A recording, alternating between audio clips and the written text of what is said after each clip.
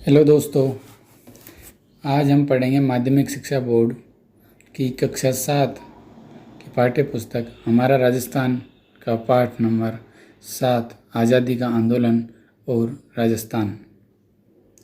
देश में जब आज़ादी का आंदोलन चल रहा था तब राजस्थान भी उससे अछूता नहीं रहा। राजस्थान में अजमेर व अंग्रेज़ों का सीधा आधिपत्य था। शेष राजस्थान पर राजा महाराजाओं का शासन था, इसलिए यहाँ संघर्ष का स्वरूप थोड़ा भिन्न था। अंग्रेज़ों ने देशी रियासतों के कामकाज में हस्तक्षेप करना प्रारंभ कर दिया था, जिससे यहाँ के सामाजिक ताने बाने में बदलाव आया। इसके विरुद्ध यहाँ के किसानों व जनजातियों ने आवाज़ उठाई एवं संघर्ष किया। कालांतर में विभिन्न रियासतों में प्रजामंडलों की स्थापना हुई। प्रजामंडलों ने लोगों में राजनीतिक चेतना जागृत की एवं बाद में राजस्थान के एकीकरण में महत्वपूर्ण भूमिका निभाई। राजस्थान के किसान आंदोलन। मध्यकाल में राजस्थान में जागीरदार व किसानों के मध्य अच्छे संबंध थे।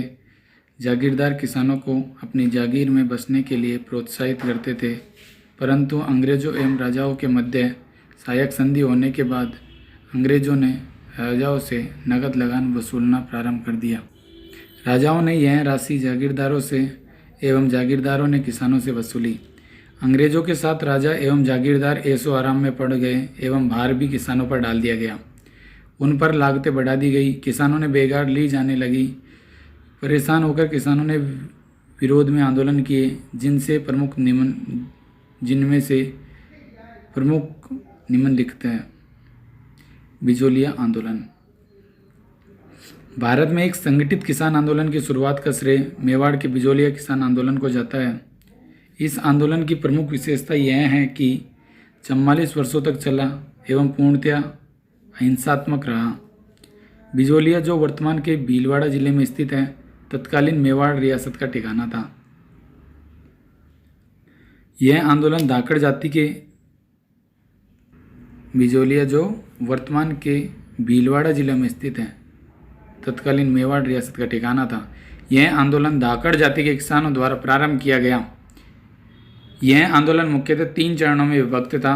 प्रथम चरण 1897 से 1914, दूसरा चरण 1914 से 1923, तीसरा चरण 1923 से 1941। 1897 ईस्वी में राव कृष्ण सिंह के समय बिजोलिया की जनता से 84 प्रकार की लागतें ली जाती थी। अतः किसानों के प्रतिनिधि नानजी और ठाकरे पटेल ने मेवाड़ महाराजा से शिकायत की। नाराज राव ने कुछ समय पश्चात प्रजा पर चौरी कर लगा दिया। किसानों के विरोध के बाद चौरी कर की लागत माफ कर दी एवं लगान में छूट दी गई। राव कृष्ण सिंह की मृत्यु के बाद पृथ्वी सिंह ने जनता पर तलवारबंदी की लागत लगा दी। किसानों ने साधु सीताराम दास, फतेहकरण चारण और ब्रह्मदेव के नेतृत्व में राव की इस कार्रवाई का विरोध किया। इस आंदोलन के दौरान श्री विजय सिंह पथिक ने सन 1917 ईस्वी में उपरमाल पंच बोर्ड की स्थापना की। उनको माणिक्यलाल वर्मा का भी साथ मिला। किसानों ने पथिक के नेतृत्व में आंदोलन जारी रखा। किसानों ने शांतिपूर्वक सत्याग्रह किया और गिरफ्तार होते रहे। आंदोलन के तीसरे चरण में जमनालाल बजाज ने आंदोलन का नेतृत्व किया। 1941 में मेवाड़ के प्रधानमंत्री राघवाचार्य के आदेश से तत्कालीन राजस्व मंत्री डॉक्टर मेहता सिंह बिजोलिया गए। उन्होंने किसानों से समझौता करके उनकी ज़मीनें पुनः दिलवाई। एक लंबे संघर्ष के बाद आंदोलन समाप्त हुआ। अंजना देवी चौधरी, रमा देवी और नारायणी देवी वर्मा जैसे महिला नेत्रियों ने भी इस आंदोलन में अपना योगदान दिया। बेगू किसान आंदोलन। बिजोलिया आंदोलन की सफलता से उत्साहित होकर मेवाड़ के बेगू ठिकाने में भी किसानों ने जागीरदारों के अत्याचार के विरुद्ध आवाज़ उठाई। किसान मेनाल नामक स्थान पर एकत्रित हुए। पथिक से नेतृत्व करने का आग्रह किया।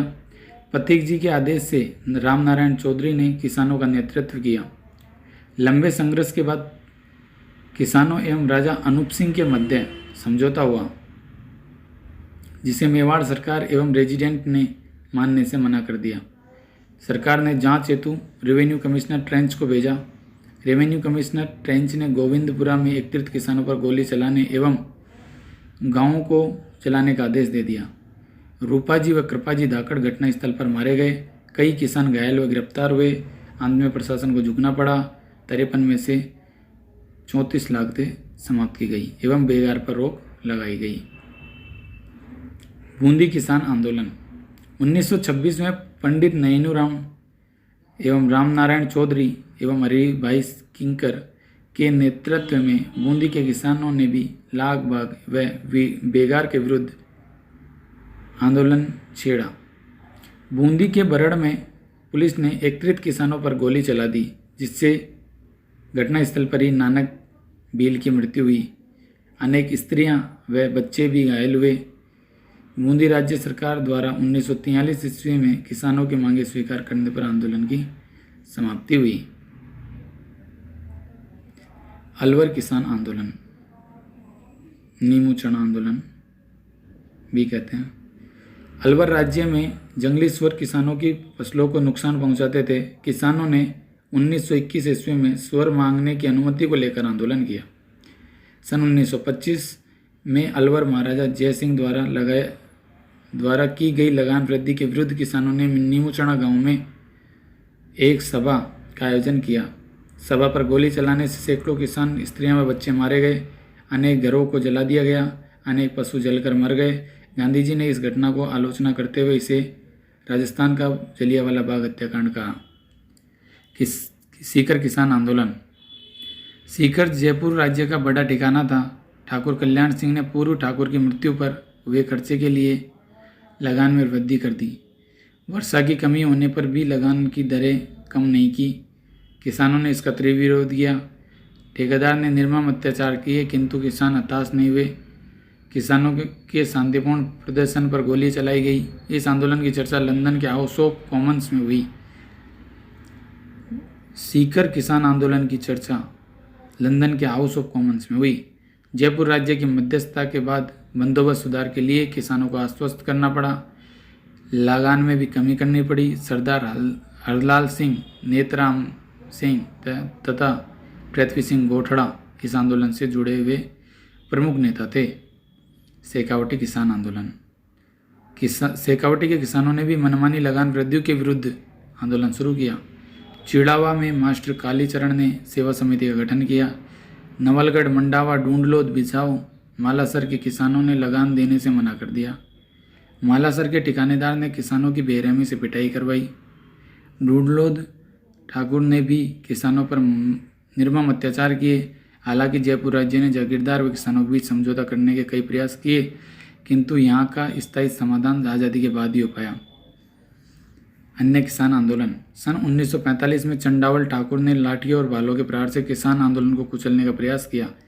इसी तरह 1947 में डाबड़ा में लगान लाग बाग बेगार के विरुद्ध लगभग 600 किसान ठेकेदार के पास गए तो उसने बंदूक, तलवार, भाले चलवाए, जिससे कई लोग हताहत हुए। जनजाति आंदोलन, राजस्थान में भील, मीणा, गरासिया आदि जनजातियां प्राचीन काल से निवास करती आई है। दक्षिणी राजस्थान में भीलों का बाहुल्य है। मेवाड़ के राज चिन्ह में भी इनका चिन्ह अंकित रहता है। जयपुर व आसपास के क्षेत्र में मीणा जाति का बाहुल्य है, परंतु समय के फेर से ये बहादुर जातियां सामाजिक एवं आर्थिक दृष्टि से पिछड़ गई। अंग्रेजी काल में इनका भारी शोषण हुआ। उस काल में कुछ जन सेवकों एवं समाज सुधारकों ने इसे जागृत किया। भील आंदोलन, भीलों में जागृति की विचारधारा का प्रसार करने में गोविंद गुरु की महत्वपूर्ण भूमिका रही। उन्होंने संत सभा की स्थापना की। गोविंद गुरु ने बेगार व अनुचित लागतें न देने के लिए भीलों को जागृत किया। सन 1913 में मानगढ़ पहाड़ी पर आश्विन सुदी पूर्णिमा को संत सभा का अधिवेशन हो रहा था। तब अंग्रेज सेना ने पहाड़ी को चारों तरफ से घेरकर गोलियां चलाई। घटनास्थल पर ही हजारों आदिवासी मारे गए और घायल हुए। इसे भगत आंदोलन भी कहा जाता है। आदिवासी जातियों के दूसरे मसीहा मोतीलाल तेजावत थे। चित्तौड़गढ़ के मार्तकुंडिका में तेजावत ने किसानों व आदिवासियों को बेगार, लगान, अत्याचार आदि के विरुद्ध संघर्ष का आह्वान किया। आंदोलन को गति देने के लिए एकता पर बल दिया, इसलिए इसे एक ही आंदोलन कहा जाता है। एक ही आंदोलन को गति देने के लिए हजारों आदिवासी उदयपुर में एकत्रित हुए। तथा महाराणा को 21 सूत्रीय मांग पत्र दिया गया। इस मांग पत्र को मेवाड़ की पुकार कहा गया। महाराणा ने तत्काल 18 मांगे मान ली।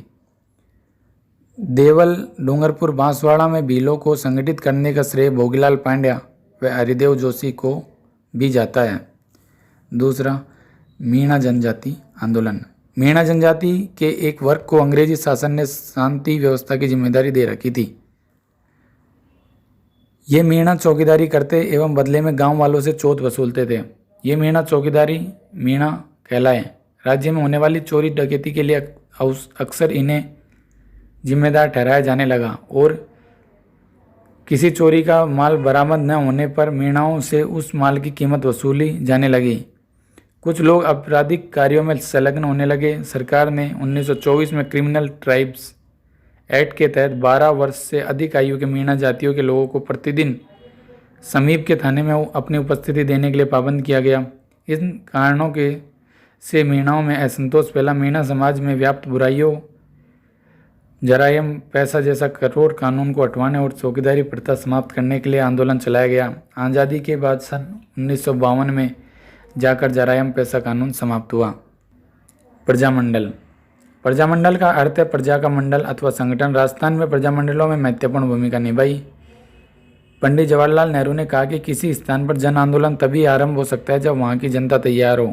जन आंदोलन के संचालन का दायित्व जनता को दिया गया एवं राजस्थान की विभिन्न रियासतों में प्रजामंडलों का गठन किया गया। मारवाड़ प्रजामंडल। जयनारायण व्यास ने जोधपुर में 1934 में मारवाड़ प्रजामंडल की स्थापना की। भंवरलाल सर्राफ इसके अध्यक्ष बने। प्रजामंडल आंदोलन को गति देने के लिए 1938 में रणछोड़ दास गट्टानी की अध्यक्षता में मारवाड़ लोक परिषद का गठन हुआ। जयपुर प्रजामंडल। 1931 में कपूर चंद पाटनी व जमनालाल बजाज के प्रयासों से जयपुर प्रजामंडल की स्थापना हुई। यह राजस्थान का प्रथम प्रजामंडल था। 1936 में जयपुर प्रजामंडल का पुनर्गठन हुआ। जयपुर में चिरंजीलाल मिश्र के नेतृत्व में प्रजामंडल ने कार्य आरंभ किया। सन 1938 में जमनालाल बजाज की अध्यक्षता में पहला अधिवेशन हुआ। बाद में हीरालाल शास्त्री भी इसके अध्यक्ष बने। प्रजामंडल ने रियासत में उत्तरदायी शासन की स्थापना की मांग की। मेवाड़ प्रजामंडल। 24 अप्रैल 1938 को बलवंत सिंह मेहता की अध्यक्षता में मेवाड़ प्रजामंडल की स्थापना हुई। माणिक्यलाल वर्मा की इसमें महत्वपूर्ण भूमिका रही। प्रजामंडल ने महाराणा पर अंग्रेजों से संबंध तोड़ने का निरंतर दबाव डाला। स्वतंत्रता के संघर्ष में प्रजामंडल की भूमिका सक्रिय रही थी। बीकानेर प्रजामंडल। 1936 में मदाराम वेद में लक्ष्मी नारायण स्वामी ने बीकानेर प्रजामंडल की स्थापना की। 30 जून 1946 को राय सिंह नगर में प्रजामंडल का खुला अधिवेशन आयोजित किया गया। कोटा प्रजामंडल। अभिन्न नरी, तनसुखलाल आदि के सहयोग से नैनूराम ने हाड़ौती प्रजामंडल की स्थापना की। कोटा में नैनूराम की अध्यक्षता में मई 1939 में प्रजामंडल का अधिवेशन हुआ। कोटा प्रजामंडल के कार्यकर्ताओं ने अन्य प्रजामंडलों की तरह भारत छोड़ो आंदोलन में भाग लिया एवं उत्तरदायी शासन की मांग की। इन सभी प्रमुख रियासतों के साथ ही पूर्वी राजस्थान के राज्यों में भी प्रजामंडल आंदोलन की गतिविधियां समांतर संचालित की जाती रही। इन रियासतों में प्रजामंडल आंदोलन का मुख्य रूप से अंग्रेजी शासन से उत्तरदायी शासन के मध्य कड़ी के रूप में कार्य किया। प्रमुख जननायक। गोविंद गुरु। गोविंद गुरु का जन्म डूंगरपुर राज्य में एक साधारण बंजारा परिवार में हुआ था। यह दयानंद सरस्वती के प्रमुख से बहुत ज़्यादा प्रभावित थे। उन्होंने डूंगरपुर, बांसवाड़ा, दक्षिणी मेवाड़, सिरोही, गुजरात और मालवा के बीच के पहाड़ी क्षेत्रों में आदिवासियों को संगठित करने का कार्य किया। 1903 में संप सभा की स्थापना की। संप राजस्थानी भाषा का शब्द है जिसका अर्थ है संयुक्त का प्रेम और बंधुत्व। संप सभा के माध्यम से गोविंद गुरु ने आदिवासियों को शराब, मांस, चोरी, लूटमार आदि से दूर करने का प्रयास किया। मेहनत मजदूरी करके अपने परिवार का भरण पोषण करने का संदेश दिया। गांव-गांव में स्कूल छोड़ने और बच्चों बूढ़ों को पढ़ाने और ज्ञान के प्रसार का संदेश दिया। रोज स्नान करने व ईश्वर में आस्था बनाए रखने की बात कही। अर्जुन लाल सेठी। इनका जन्म जयपुर में हुआ। जयपुर में इन्होंने वर्धमान विद्यालय की स्थापना की। ये अंग्रेजी, पारसी, संस्कृत, अरबी और पाली के विद्वान थे। इनके वर्धमान विद्यालय में देश भर के क्रांतिकारियों को समुचित प्रशिक्षण देने की व्यवस्था की गई थी। सेठी धार्मिक शिक्षा के साथ साथ विद्यार्थियों को देश सेवा और क्रांति का पाठ पढ़ाते थे। प्रसिद्ध क्रांतिकारी रासबिहारी बोस से संपर्क में आने के बाद राजस्थान में सशस्त्र क्रांति का संगठन करने का दायित्व श्री सेठी को सौंपा गया। केसरी सिंह बाराहट। केसरी सिंह बाराहट राजस्थान के सशस्त्र क्रांति के साथ जुड़े थे। केसरी सिंह ने राजपुताने के जागीरदारों और रईसों में ब्रिटिश शासन के विरुद्ध स्वतंत्रता संग्राम में उनका सक्रिय सहयोग प्राप्त करने का कार्य किया। उदयपुर, जोधपुर, बीकानेर के राजघरानों पर उनका गहरा प्रभाव था। केसरी सिंह बाराहट ने चेतावनी र चौखटिया नामक प्रसिद्ध सोरठ लिखकर मेवाड़ राजा महाराणा को ब्रिटिश शासन के विरुद्ध सचेत किया। विजय सिंह पथिक। विजय सिंह पथिक का वास्तविक नाम भूप सिंह गुर्जर था। उनका जन्म उत्तर प्रदेश के बुलंदशहर में हुआ। उन्हें क्रांति के संचालन हेतु राजस्थान भेजा गया, परंतु क्रांति की योजना के असफल होने पर ये भूमिगत हो गए। बाद में विजय सिंह पथिक नाम से बिजोलिया किसान आंदोलन का नेतृत्व किया एवं 1919 में वर्धा में राजस्थान सेवा संघ की स्थापना की। श्री सेठ दामोदर दास राठी। दामोदर दास राठी का जन्म पोखरण मारवाड़ में हुआ। राष्ट्रीय चर्चाओं की ओर इनका बचपन से ही झुकाव था। खरवा के राव गोपाल सिंह से राठी के अंतरंग मित्रता थी। प्रथम महायुद्ध के दौरान रासबिहारी बोस और राजा महेंद्र प्रताप ने सारे देश में क्रांति की योजना बनाई थी और 21 फरवरी 1915 का दिन उसके लिए निश्चित किया। राजस्थान में अजमेर, नसीराबाद की छावनी पर कब्जा करने की जिम्मेदारी खरवा के राव गोपाल सिंह और भूप सिंह को दी गई। इस योजना के लिए आर्थिक सहायता राठी से उपलब्ध कराई थी। 1921 में राठी जी ने ब्यावर में आर्य समाज की नींव रखी। ठाकुर जोरावर सिंह बाराहट। चांदनी चौक में लॉर्ड होर्डिंग पर बम फेंकने वाले रासबिहारी बोस के साथ ठाकुर जोरावर सिंह भी वहां पर उपस्थित थे। ठाकुर जोरावर सिंह ठाकुर केसरी सिंह के छोटे भाई और अमर सहित कुंवर प्रताप सिंह के चाचा थे। इनको पकड़ने के लिए कोटा सरकार और बिहार सरकार ने भारी इनाम की घोषणा की। लॉर्ड होर्डिंग पर बम फेंकने की घटना के 27 वर्षों तक भूमिगत रहते हुए सन 1939 में इनकी मृत्यु हुई। कुंवर प्रताप सिंह ये केसरी सिंह बाराहट के पुत्र थे। इन्होंने रासबिहारी बोस के साथ क्रांतिकारी गतिविधियों में भाग लिया। प्रताप जोधपुर होकर आ रहे थे तब उनके परिचित आशा नाड़ा स्टेशन मास्टर ने अपनत्व का ढोंग रचाते हुए उन्हें गिरफ्तार करवा दिया। इन्हें बरेली जेल में भेजा गया और कठोर यातना दी गई। साथ ही क्रांतिकारियों की जानकारी प्राप्त करने के लिए प्रलोभन भी दिए गए, लेकिन उन्होंने अपने साथियों के बारे में नहीं बताया। इनके धैर्य और कष्ट सहिष्णुता के आगे CID के डायरेक्टर सर चार्ल्स क्लीवलैंड भी चकरा गए। ब्रिटेन सरकार की अनुमानित यातनाओं के शिकार होकर बरेली जेल में अल्पायुओं में शहीद हो गए। राव गोपाल सिंह खरवा। राजस्थान में सशस्त्र क्रांति का कार्य खरवा के ठाकुर राव गोपाल सिंह व विजय सिंह पथिक को सौंपा गया।